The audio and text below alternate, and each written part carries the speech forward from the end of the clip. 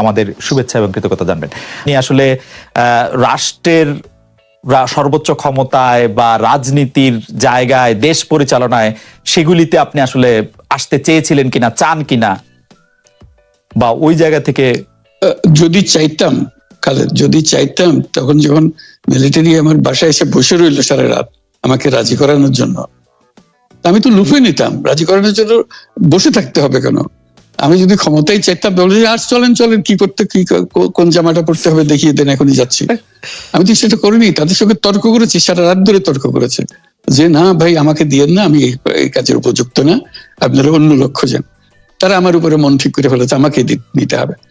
আমি বারে বারে বলতেছি তাদেরকে, তারা নিরাশ হয়ে ফিরে গেল, বললো যে সকালবেলা আবার আসবো, সকালবেলায় আসলে তখন আপনি আমাদেরকে বলেন যে রাজি আছেন। আমি বললাম না, সকালবেলা আসলে একই কথা পাবেন, কারণ আমি তো এটা এমন কিছু না যে মনের মধ্যে সন্দেহ রেখে, দ্বন্দ্ব রেখে আপনাদেরকে বলছি, অত্যন্ত পরিষ্কার ভাবে আপনাদের কাছে বলছি। ঠিক আছে, তা না হলে তো আমি সঙ্গে সঙ্গে রাজি হয়ে যেতাম। কে ছাড়ে যাও আপনাকে? দেশের পুরো সরকারের প্রধান হবার জন্য আহ্বান জানাচ্ছে বাংলাদেশে এরকম কয়জন মানুষ আছে বলবো যে না, আমি এই দায়িত্ব গ্রহণ করব না?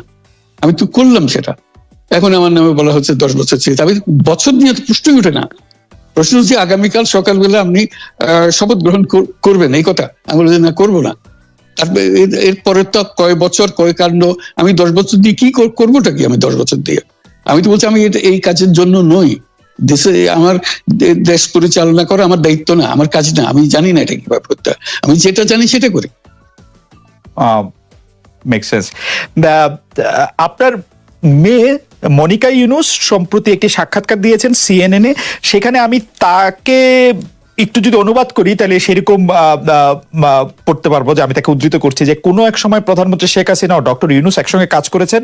আমি আশা করি সেই সময়টা আবার ফিরে আসুক, শুধু গ্রামীণ কিংবা সংশ্লিষ্ট সব প্রতিষ্ঠানগুলোর ভালোর জন্যই নয়। যদি তারা আবারও একসঙ্গে কাজ করেন তাহলে সেটা চমৎকার হবে। এই মনিকা ইউনুসের এই আশা কি আপনারও মানে একই রকম আশা কিনা, যে প্রধানমন্ত্রী শেখ হাসিনা এবং ডক্টর ইউনুস একসঙ্গে কাজ করলে আরো কিছু চমৎকার কাজ হবে, বা এটা আপনি আশা করছেন এরকম কি? এটা কি এখন আমার জন্য করা যাচ্ছে না যে আমি নারাজ, যে করতে চাই না? তুমি ভাবখানা এমন করছো যে আমি আপত্তি করছি, আমি কাজ করতে চাই না। আমাকে যে বললাম চোর বদমাইশ করে রেখেছে, সেখানে কাজ করার তো কথাই উঠছে না। আমার নাম উঠলেই ওনার রাগ উঠে যায়। আমাকে সুদখোর না বললে ওনার মন তৃপ্ত হয় না। আমাকে চুবিয়ে না ডুবালে, পদ্মা নদীতে আমাকে চুবিয়ে না ডুবালে ওনার মনে শান্তি আসে না। ঠিক আছে, আমি কি করে বলবো? ওনাকে বলতে তো হবে, ওনাকে যদি কিছু বলতে হয়। পদ্মা নদীর কথাটা যখন উঠলই, পদ্মা ব্রিজ সম্পর্কে যে কথাটা সরকারের উচ্চ মহল থেকে এটা বলা হয় যে আপনি আপনার ক্ষমতা ব্যবহার করে বা আপনার পরিচিতি ব্যবহার করে বা আপনার যে একটা সাংঘাতিক রকমের গ্রহণযোগ্যতা সারা দুনিয়াতে আছে, যেটি আসলে ওয়ার্ল্ড ব্যাংক সহ অন্য জায়গায় আছে, সেটি দিয়ে আসলে আপনি পদ্মা সেতুটা বাংলাদেশ যাতে ঋণ না পায় সেটির জন্য আপনি চেষ্টা করেছেন। এই ব্যাপারটা নিয়ে কি আপনি একটু কিছু বলবেন, যে এটা আপনার বিরুদ্ধে একটা অভিযোগ? কি বলবো, এটা বলো। এটা হাস্যকর একটা কথা, মুখ থেকে বলে ফেললো চোর ডাকাতের মতো। এটাও আরেকটা বলে ফেললো, এটাই সত্য হয়ে গেল। আমরা যে বারে বারে বিবৃতি দিলাম, তখন এটা প্রশ্নই ওঠে না। আমরা বাংলাদেশের নাগরিক হিসেবে আমরা গৌরবান্বিত যে এই পদ্মা সেতুর উপরে আমরা একটা সেতু বানাতে পারবো, এটার জন্য আমরা সবাই চাই। কাজে এটা তো বিরোধিতা করার তো প্রশ্নই ওঠে না। কেন বিরোধিতা করবো? দেশে যে একটা বড় রকমের ঘটনা ঘটতে যাচ্ছে, সেটা তো আমরা সবাই সমর্থন করেছি। বলেই চললেন। এখন একজনে বলতে থাকলে তো আমার করার কিছু তো নাই।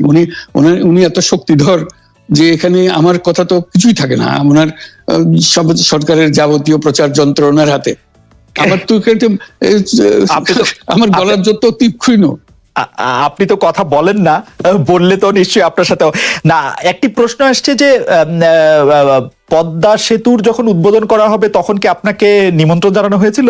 মানে রাষ্ট্রের পক্ষ থেকে এরকম বলা হয়েছিল যে আপনাকেও নিমন্ত্রণ জানানো হবে, বা আপনি মনে আছে কিনা? মনে পড়ে না এরকম করছে। আচ্ছা, গ্রামীণ ব্যাংকের আপনি যখন মানে গ্রামীণ টেলিকমটা আপনি প্রতিষ্ঠা করেন, সেই সময়ে গ্রামীণ টেলিকমের সাথে গ্রামীণ ব্যাংকের সম্পর্কের যে বিধিমালা, সেই বিধি কি আপনি যখন চলে এসেছেন গ্রামীণ ব্যাংক থেকে সেটি পরিবর্তন করা হয়েছিল? তো সেই পরিবর্তনটি মানে পরিবর্তনটির জায়গাটা যদি আমাদের একটু পরিষ্কার করতেন। পরিবর্তন ছিল যে আগে এটা নমিনেট করতে পারতো গ্রামীণ ব্যাংক, চেয়ারম্যান পদের জন্য একজন লোক নমিনেট করতে পারতো। আমরা যেহেতু গ্রামীণ ব্যাংক থেকে আমাদেরকে সরিয়ে দেওয়া হয়েছে, তখন আমরা মনে করলাম যে এটা রাখার আর দরকার নাই, গ্রামীণ টেলিকম থেকে সেই পদটা আমরা পরিষ্কার করে দিয়েছি, যখন এটা আর দরকার নাই। এইটুকু পরিবর্তন হয়েছে, এটা ন্যায়সঙ্গতভাবে পরিবর্তন করার ধারা অনুযায়ী যা যা করতে হয় সেটা করা হয়েছে। এতে তার ইচ্ছা বা তার কর্তব্য, তার করণীয় যে অবজেক্টিভস আছে, কোথাও পরিবর্তন হয় নাই। এই ক্ষেত্রে আমাদের এই বিষয়ে আর কি এইটাই আমাদের আরেকটা প্রশ্ন, সেটা হচ্ছে যে গ্রামীণ টেলিকম কি গ্রামীণ ফোন থেকে প্রায় 37% লভ্যাংশ পায়, যে এবং যদি পায় 34% লভ্যাংশ পায়, সেই 34% লভ্যাংশের যে টাকাটা, সেই টাকাটা কোথায় বা কি উদ্দেশ্যে ব্যয় করা হয়? সেই সামাজিক ব্যবসায় যেটি আসলে আপনার প্যাটেন্ট করা সোশ্যাল বিজনেস, সেটির কাঠামোটা আসলে কি বা সেটি কিভাবে আপনি করেন?